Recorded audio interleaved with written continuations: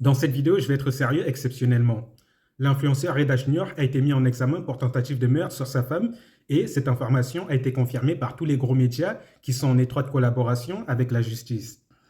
Et à l'exemple de Le Figaro, dont vous avez l'article ici, à l'exemple de France 3, à l'exemple de BFM, à l'exemple de Hugo Décrypte, tous les gros médias qui sont en étroite collaboration avec la justice, ils l'ont tous confirmé. Et ils ont demandé au parquet de Marseille la confirmation et le parquet de Marseille a confirmé cela par 2 fois et vous avez l'article de France 3 ici. Et nous, de l'extérieur, c'est tout ce dont nous sommes sûrs maintenant. Nous sommes sûrs que le parquet de Marseille nous a confirmé qu'il y a quelque chose qui s'est passé dans la maison de Reda Junior et que cette chose a amené à la mise en examen de Reda Junior. Et la justice nous confirme que c'est un homme qui a l'habitude de faire cela. Et nous devons nous en tenir à ce qu'eux, ils ont dit sans trop rentrer dedans. Et maintenant, du côté de Reda Junior, c'est quoi la défense? La défense, c'est que malgré le fait qu'il soit incarcéré, il a posté une photo sur son Instagram dans laquelle il montrait sa femme et ses 2 enfants et lui, une belle photo de famille et en légende, il mettait « ha ha ». Je ne sais pas pour quel but il a mis cette photo, peut-être pour apaiser les tensions ou peut-être pour dire « ne vous inquiétez pas, il n'y a rien ». Mais le problème, c'est que ce n'est pas la manière de réagir à ce genre de situation. C'est-à-dire que là, on a une information qui est confirmée par le parquet de Marseille, on a une information qui est confirmée par la justice et on a une information qui est confirmée de sources sûres par tous ceux qui sont sourcés, par tous les médias qui sont sourcés. Et lui, pour répondre à ça, il poste seulement une photo de lui et de sa femme et de ses enfants et il met ha ha. Ça, c'est une manière de faire l'aveugle, c'est une manière de mettre les gens dans l'illusion parce que quand tu es une personnalité publique, ce que tu fais de grave, ça devient public. Quand tu es une personnalité publique et que tu commets un acte grave qui sort en public, ça devient l'affaire de tout le monde. Et tu te dois de rendre compte à des gens, surtout quand tu es suivi par 6 millions de personnes, voire plus. Tu te dois de leur expliquer les choses. Et si tu n'as pas le courage d'expliquer les choses, de patienter, de garder le silence jusqu'au moment où tu vas sortir du silence et tu vas dire une parole, tu vas expliquer les choses d'une manière où les gens pourront comprendre. Car malgré le fait que nous ayons la confirmation du parquet et qu'on ait des confirmations qu'il y a des faits de violence, on n'est pas dans la famille, on ne sait pas, on ne connaît pas les tenants et les aboutissants. Et toi, tu ne peux pas simplement faire l'aveugle comme ça, tu ne peux pas simplement mettre les gens dans l'illusion en postant une photo dans laquelle tu mets ha ha. Quand les médias transmettent des informations de sources sûres disant que tu as frappé ta femme, quand le parquet de Marseille confirme qu'il y a des faits de violence de ta part sur ta femme, tu ne peux pas simplement détourner l'attention. Ton affaire, quand elle devient publique, ça devient l'affaire de tout le monde et tu te dois de rendre compte à tes abonnés, tu te dois de rendre des comptes aux gens qui te suivent parce que ce sont ces gens-là ton gagne-pain. Ce sont des gens qui t'ont donné leur confiance. Et ce sont des gens qui attendent de toi mieux que ce qu'ils sont en train d'entendre sur toi. Et tu ne peux pas simplement les mettre dans l'illusion comme ça. Donc déjà, le fait de poster cette photo pour essayer de détourner l'attention ou bien pour essayer de dire non, il n'y a rien, ça, c'est limite un manque de respect pour ceux qui te suivent. Ça, c'est la défense de Reda, malgré le fait qu'il soit incarcéré. Et le fait que cette photo soit postée pendant qu'il est incarcéré, s'en dit long sur la raison pour laquelle la photo elle a été postée. Et maintenant, passons du côté de la défense de la belle-mère.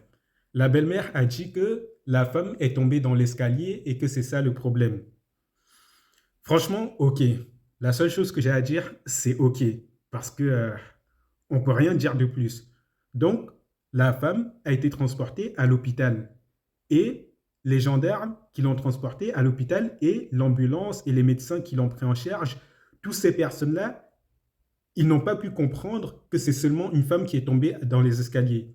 Ces gens-là qui ont l'habitude de voir des violences conjugales, ils n'ont pas pu déterminer que c'est seulement une femme qui est tombée dans l'escalier. Ces gens-là qui ont l'habitude de ce genre d'affaires, des médecins qui ont l'habitude de voir des gens qui sont tombés dans l'escalier, de voir des gens qui se sont fait battre et ainsi de suite, eux, ils n'ont pas pu faire la différence entre les deux. Là, fallait trouver autre chose que tomber dans les escaliers. Et même le simple fait de dire tomber dans les escaliers, ça en dit tout. Parce que dans le langage, Quand on dit que quelqu'un est tombé dans les escaliers, ça veut dire que la personne, elle est décédée. Dans le langage, quand on dit qu'une personne est tombée dans les escaliers, ça veut dire que la personne est décédée. Donc, fallait trouver autre chose que tomber dans les escaliers. Et maintenant que ceci est dit, je vais vous dire maintenant ce que moi, je pense personnellement. Première chose que je vais dire, c'est que je ne le connais pas, ni lui, ni sa femme. Et la plupart d'entre vous ne le connaissez pas non plus. Donc, on ne sait rien de cette affaire.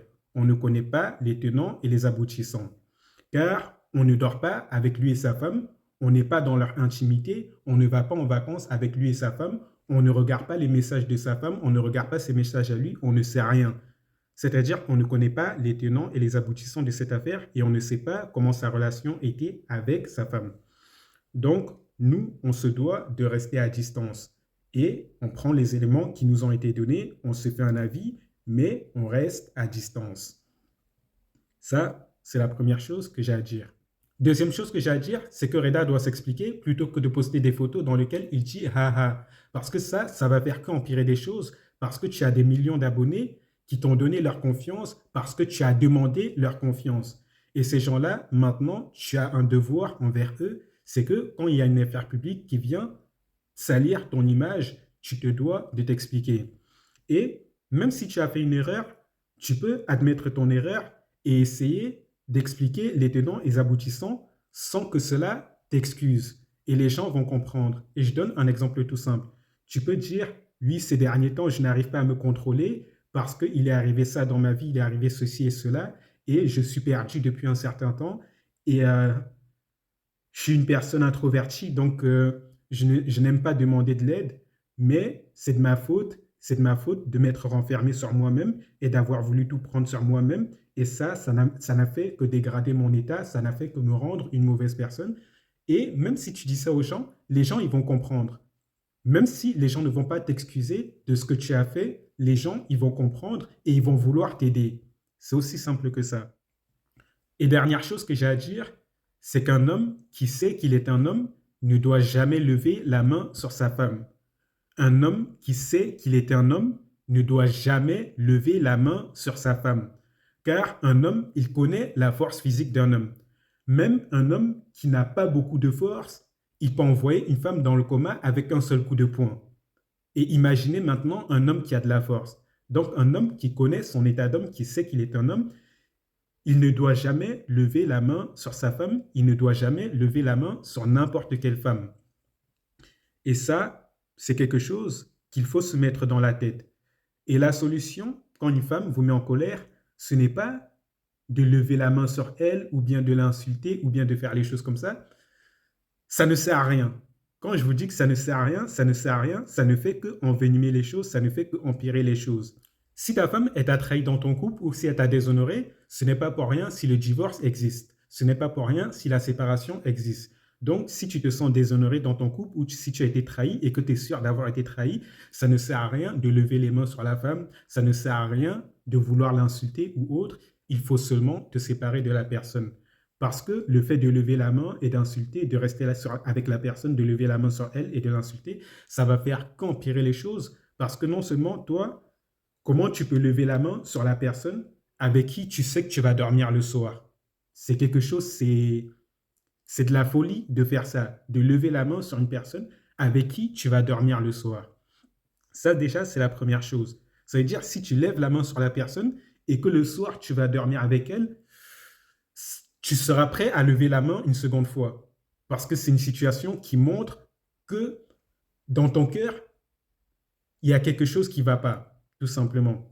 Ça veut dire qu'à partir du moment où tu lèves la main sur ta femme la journée et le soir, tu vas dormir avec elle, ça veut dire que tu seras prêt à relever la main une deuxième fois sur elle. Donc ça, c'est la pire des choses, de lever la main sur la femme. Et deuxième chose, tu as des enfants. Qu'est-ce que tu penses quand tes enfants ils vont voir leur père lever la main sur leur mère? Tu penses qu'ils vont se dire quoi? Déjà, premièrement, ils vont avoir une mauvaise image de leur père, ils vont avoir une mauvaise image du mariage, de la relation de couple, et ils vont grandir troublés et déstabilisés. Et quand tu vas entendre plus tard que ton enfant a fait telle bêtise ou que ton enfant a fait cela, tu vas dire, oh, c'est pas de ma faute, j'ai bien élevé mes enfants, j'ai payé leurs études, je leur ai donné tout ce dont ils avaient besoin. Mais le problème, c'est ce qu'ils ont vu dans la maison.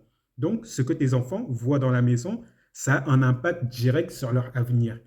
Donc, ne serait-ce que pour préserver les enfants, tu ne lèves pas la main, tu ne dis pas des insultes, tu te sépares. Si tu vois que c'est ce qui est nécessaire, tu te sépares de la personne. Au moins, même s'il y a le problème entre toi et la femme, au moins les enfants, ils sont préservés. Et bien sûr, je pourrais dire énormément de choses dessus, mais sur cette affaire, on va rester là.